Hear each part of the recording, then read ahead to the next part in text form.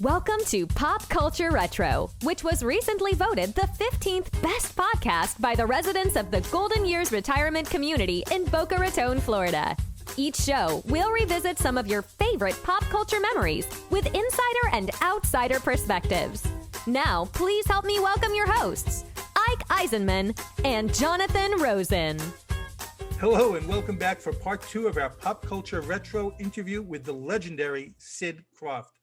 We left off last time starting to discuss the music and songs for your shows. I was curious who wrote them because they are extremely unique and catchy, and I found myself singing them all the time, and even to this day remember all the words. Well, thank you. That's another great little story. We've been on a whole hour? No, a half hour. Oh, that's right. Okay. Just tell me when I'm talking too much. No, not at all. I have so many stories. We have plenty of time. We're riveted. In the puppet show. Yes. Oh, well, thank you so much. In the puppet shows, I put the music together from records. I used to spend, maybe 5-6 months searching for the music. Then I would go in, I had a really great technician that I work with, and I'd go into his private studio and we would spend weeks and weeks and weeks putting a show together, a puppet show together, because I couldn't afford to have an original score or anything. And I'd bring sound effect people, and I'd bring a couple of musicians to give us endings. I'd bring in all the voice people, because it was a big musical, but yet I needed characters or whatever, and that's Lenny Weinrib. That's how I met Lenny Weinrib. I knew him way before he got involved with any of our shows. Okay, so anyway, I used to go to all the record stores, and they all knew me, and in those days, they would let you listen to anything, in a booth. They all had booths, and you could listen to an album or whatever, or a single, and you didn't have to buy it, And there was a store in the valley, and they had old music, like back from not the silent movie, but old, Charlie Chaplin background music or whatever. Okay, so anyway, Les Sarvis, who wrote all the theme songs for a bunch of our shows and all the songs, the Jack Wild, I'm a Mechanical Boy and all those things. He was working in this record shop. And he said, and he helped me a lot with finding music. And he said to me, I write music. Can I, next time you come, would you please look at it? And I said, well, yeah, I'd be happy to, but I don't know, I don't do original music. It's off records. But I said, I need lyric. Do you do lyric with it? He said, oh, yeah, And so he gave me a sample. And this is for the puppet shows. I don't even think I used him in any of the puppet shows, because we did those for 9 years. And we were in 6 or 7 parks, that the Coca-Cola company sponsored. And there were big theaters. There were 1,200 seat theaters. So anyway, when it came to Puffin stuff, I remembered that guy, and that's how I found him years before that. So, that happened in my whole career. All the people that you never think you're going to need, or they're going to help you or whatever. But I always remembered, who put me there, That's great. And, because that's important. It's the fans right now. Tomorrow on my live, it's going to be all about the fans. Oh, that's fantastic. Because without them, Mhm. it's just, what is it? You're lucky if it's 15 minutes of fame, right? Right. Now, so let's go back. I mean, let's go back to Sigmund and the Sea Monsters. Where did that come from? And how did you cast Johnny Whitaker for that? Oh, yeah. Johnny Whitaker, of course, Family Affair. I knew him from Family Affair. I did not personally know him, and I knew that he was the right age. So we had him come in first, and he immediately, we knew that he had to have a brother, and he immediately said, my best friend. I said, oh, that would be perfect. Because, I grew up with him, and we understand each other. Oh, I said, have him come in, the both of you. So that's how that we never looked at anyone else. Jack Wild never looked at anyone else. Billy Hayes, that's a whole other story. Yeah, we looked at one person. It was Penny Marshall. Thank you. Wow. My gosh. Penny Marshall came in, and I and I said, we're not looking for a Brooklyn witch with that accent. Yeah, I mean, it was like very Catskill Mountains, or My gosh. or in Miami, Collins Avenue, right? Avenue. Yeah, we used to, my last engagement with Judy Garland was at the Fontainebleau, and then I played there many times after that. But the first time was with Judy Garland. And Betty Grable was in another hotel. I knew her because of Harry James was her husband. And I worked with a lot of bands. And, in the 50s, it was all bands, dance bands. They were the stars. And they'd always have an act, and I would be chosen because there was a novelty act. And so Betty Grable, we used to get on the bus on Collins Avenue, and she could disguise herself, and just to listen to the women and the men riding the bus.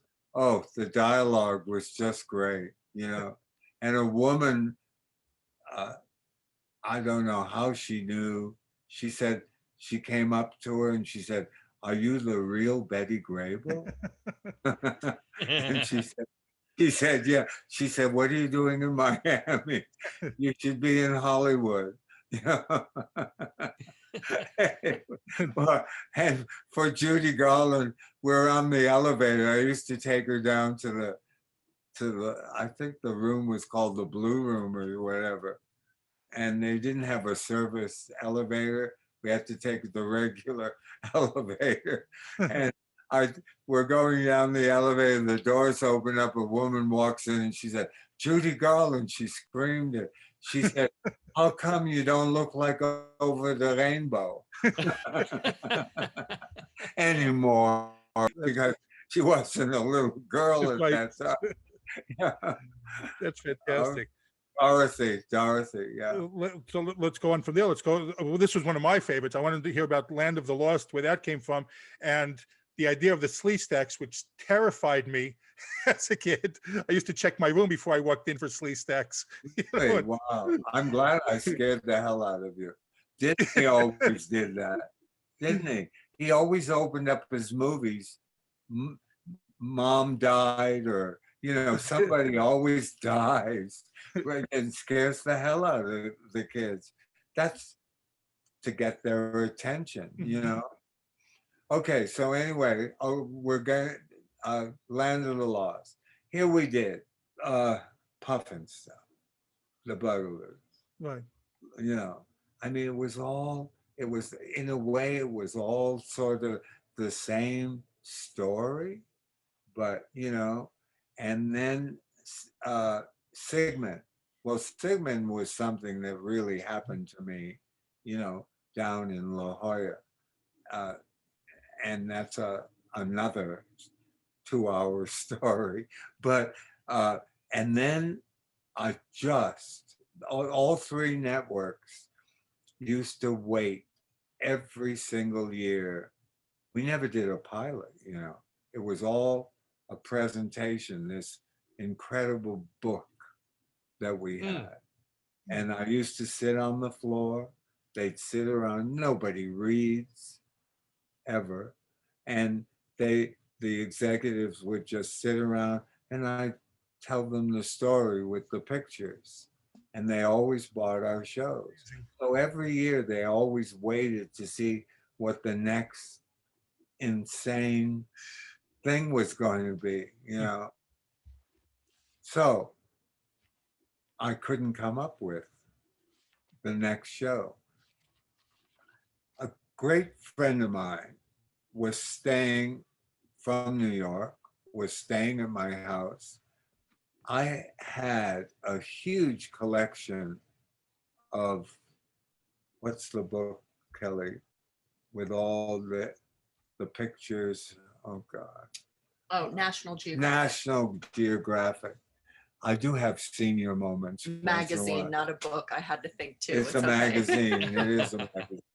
Well, I subscribe to it. So I always kept them because the pictures, the art is so beautiful, right? And he did collages, my friend. That was his hobby, right?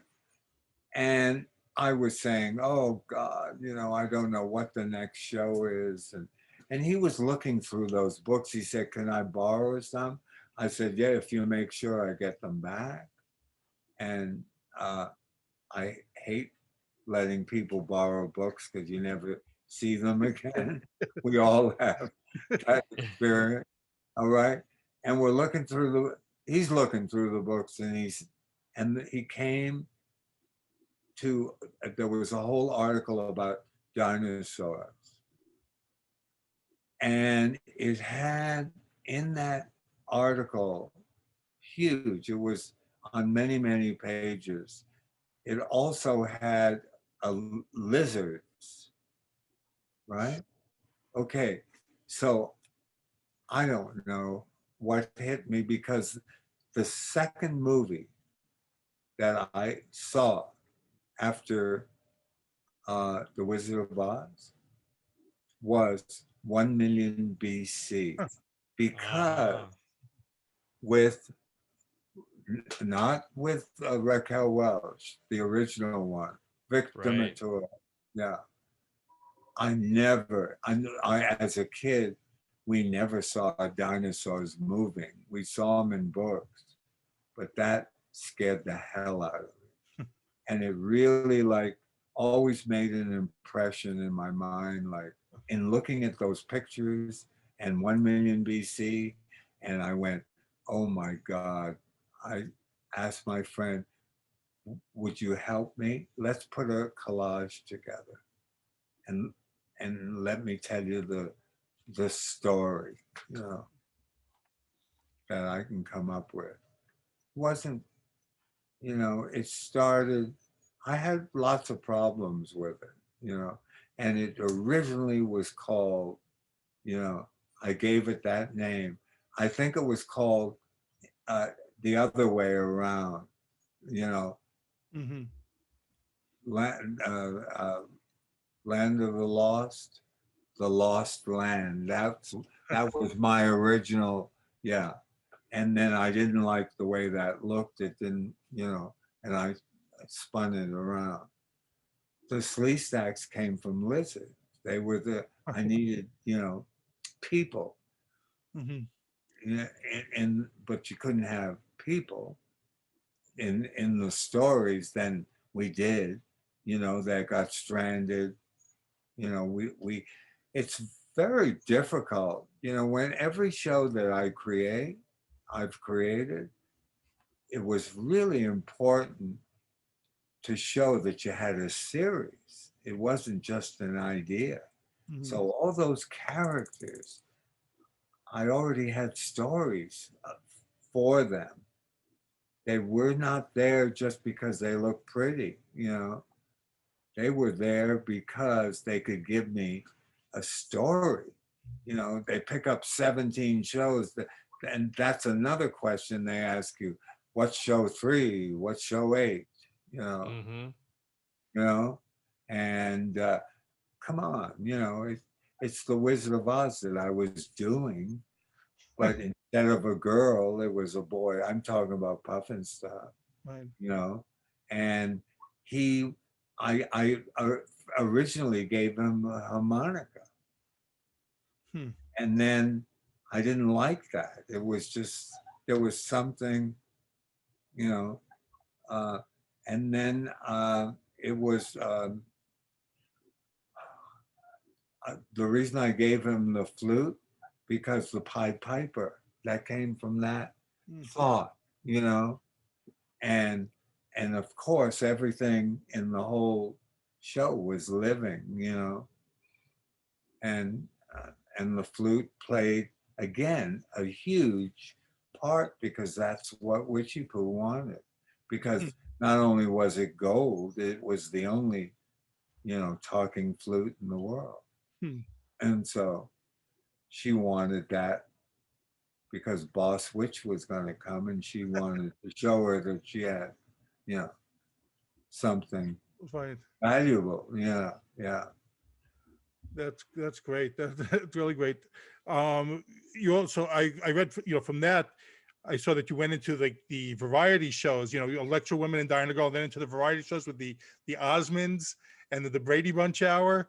How did those go? How did those come about? With the Osmonds? Well, because Fred Silverman was the head of programming at NBC and had great visions. He brought great classical shows to television, and for some reason, I'm not on an ego trip, but he just loved me because he thought, you know, he saw Donny Marie on an afternoon television show. Who came from Philadelphia in the afternoon? Who was the talk show? Uh, not not Merv Griffin. There was another one. You know, he was also on in the afternoon. Okay, I can't. Kelly's looking it up, but it's not that important. Um, he saw them. Marie was 15 years old. She had not done anything professionally. Donnie was a huge, Right. you know, uh, Bobby sock Right. star, right? Yeah, with a little kid. And he said, hey, they were living, of course, in uh, Utah, in Right. Provo. They lived in Provo. And, and he said, if we fly you there, would you take a meeting uh, with the Osmonds? And I'm thinking of they would be, oh, he said, what do you think of them?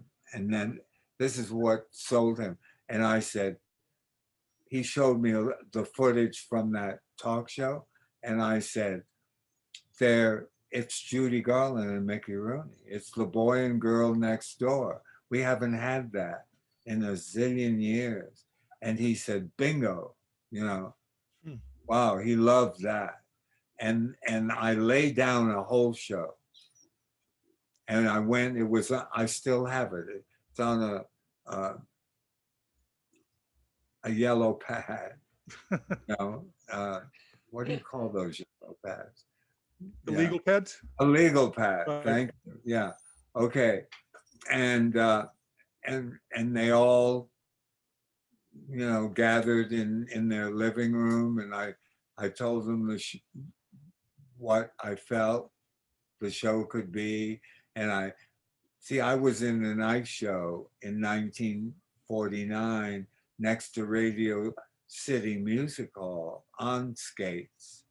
and with my act, it was the Sonia Henney. Do you know who she was? Yes, yes. Yeah. Mm-hmm. It was, yeah, huge. And it was it's torn down now. It was the sister theater of Radio City. It was just a little smaller, but it looked just like Radio City Music Hall. Beautiful. You know, the lobbies. Mhm. Yeah. And a huge stage. And it was a big ice show. It was like a Broadway show. There were 150 people in that show. Oh. So I had worked in that show for a year. That was my breakthrough in stardom, because I walked away with all the reviews. They never saw anything like it. Hmm. I'm not a good puppeteer, but I'll tell you something. That again, don't get me wrong. I'm not on an ego trip. That's not me. But I'm a hell of a showman, and that's what's needed with anybody that is in this business, or any business needs to be a showman, because the way they present whatever business they're in, you know, it can be just a tailor or whatever, you know, just to be different. I have one thing that I've always said to everybody. If you see a road that goes left, because everybody goes right, they're all following each other. Follow the leader. Take it. And my whole career has been like that. Mm. Everything's been done. Give me a break. You know, everything, right? But it's the way you approach it. You know, we've been on, wow, almost an hour. Do you know that? Yes. Are people gonna click us off? Who's gonna see this? We have a lot of people on. We put it on YouTube. We have a YouTube show, and I'm going to send you the link when it comes out. Okay, now I got to tell you, you got to tell them all. I'll tell them all. Yes. I'm on Instagram. Yes, you're going to tell. I'm going to ask you about that too. Yeah, and I go live. I don't know why. I even started it, but it's like a sickness now. I go live every Sunday at 3:00. I've had some really incredible guests, David Copperfield and Pee Wee Herman, and you know, it just goes on and on. And so tune in. Yes, we're going to say that we watch it every Sunday here. My daughter and I Really? watch. Yes, and we love it. So, how does it feel to go to a new audience? It's incredible. It was Kelly. Kelly is sitting next to me. She's my assistant. And after we got our star on the Walk of Fame, we were the last ones last February.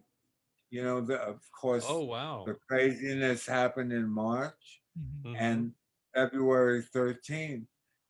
And I don't know, there were 900 people there. They never saw anything like it. You know, usually it's 300 or whatever, but they were around the block. And after my speech and we came home, Kelly said to me, "You got to be on Instagram." I said, "Oh, come on. You know I don't like even doing interviews. I really don't. I never did. Because, and especially with my brother, because he always contradicts me, and he was never there.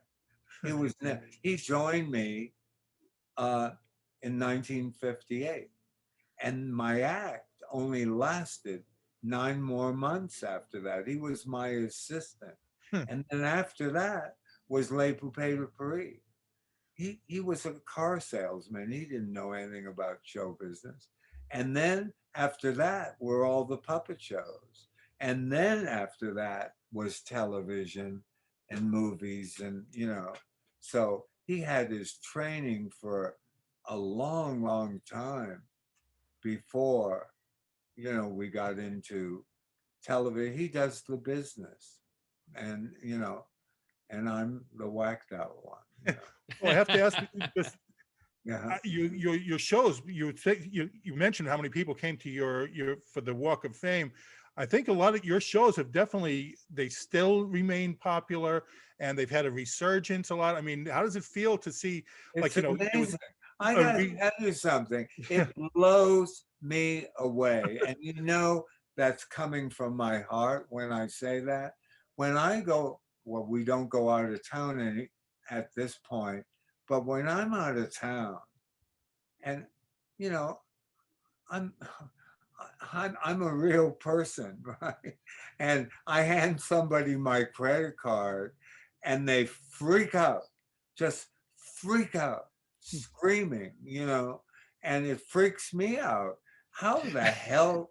I mean, all those shows are like 50 years old. Come on, give me a break. I mean, how would they remember, you know, and take all that with them all these years, and hand it to their kids like you are doing, to watch? Because, you know, my shows, I'm really proud of them because it's not like, well, first of all, there are no guns in it.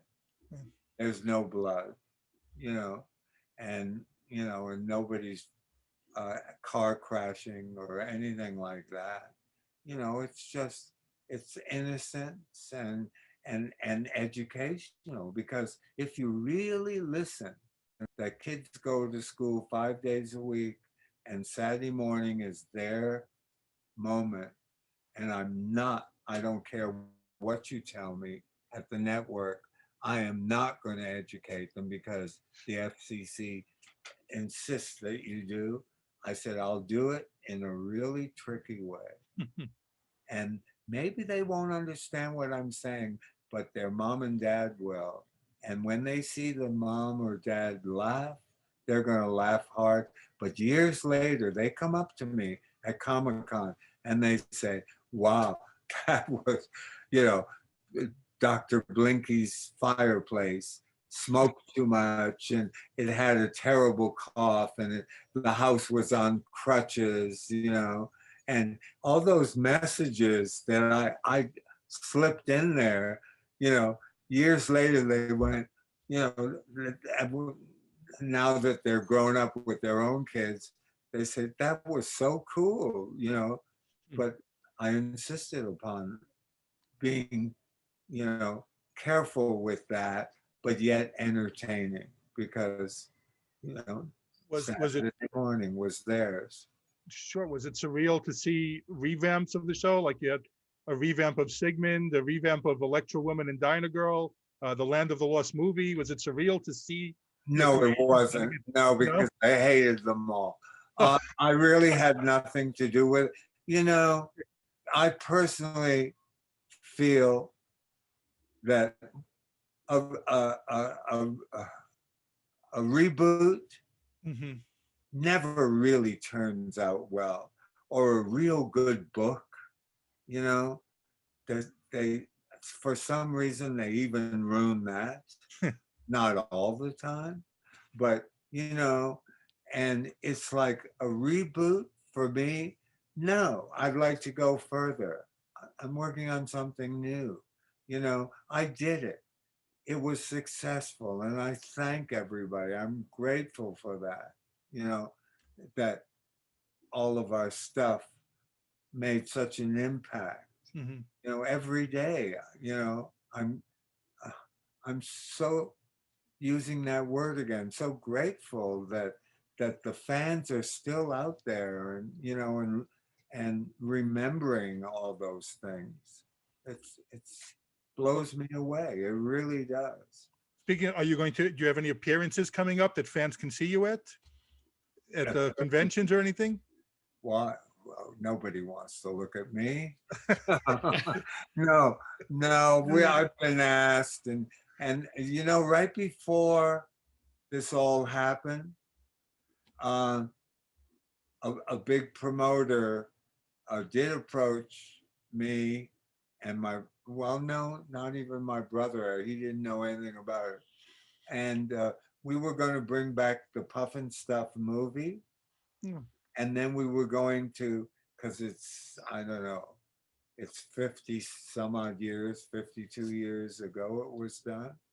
And then we were going to, they wanted us to appear, but I wanted to make it an event, you know, the lobby and everything, and, you know, not just showing the movie, that they were coming to a, you know, an event, and bringing their kids that knew nothing about, you know, the Puff and Stuff movie, which, you know, I was proud of too. And because Paul Rubin brought back his first movie, The Great Adventure, and he toured with it, and then he appeared after it. And I was willing to do that because I wanted to meet the fans and I wanted to get paid for it. I needed the money. We always do, all of us.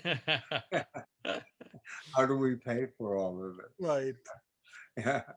No, Okay. So anyway, but that of course blew away, and I just got a call the other day. They want to reschedule it again, but I don't know. I don't know. I think we're not ready for that yet. You know, I think things are opening up too soon, and you know, it's like I just hope we've done the right thing. You know, I hope so. And Florida, wow, they just really opened up. You know, but it really worked, didn't it? I mean, I don't know. We don't know. right. If, you know, if, So far, so good. We'll keep hoping.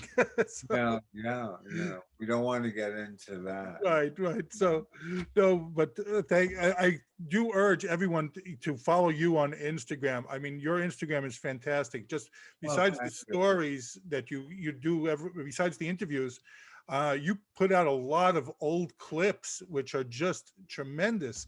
I love seeing those every day in your stories. You put out a lot of, behind the scenes things, or you put out like a lot of old clips from shows and movies. Just fantastic. Hey, well, thank you. You know, the reason I'm really doing all of this is because I wanted to share my stories. You know, I have not written a book yet, and I wanted, because I don't care what you do for a living. You might be able to pick up on something and use it in your own dreams that you have, because we all have dreams. And the one thing that I always tell everybody, just stay focused on the one dream, get it done, and then go to the next. If you're all over the place, you know, and you have too many dreams at once, it well, it'll happen, but it might take longer than just staying focused. And I always did. I worked that way. I get an idea and nobody hears it until I feel comfortable with it, because you hit many brick walls. You get excited about something and then you go, that's not going to work, you know, because I'm not going to be able to fool the audience. I'm not going to be able to capture them. And are they going to follow this? There's a lot of questions to everything, you know, everything that we try to create. And life is great. Yeah. That's great. No, Yeah. I urge you to write that book, that memoir also. If you, Well, we're trying to work on that right now. It's a lot of work, you know. And believe me, I know that part. oh yeah, you know, and it's, oh my God, it's like I started, and then you know, it's whoa. I mean, I love working on new things, which I'm doing right now, something really big, and I'm so proud of, you know. Anything you want to share? or not No. yet? Not No. yet. Okay. No.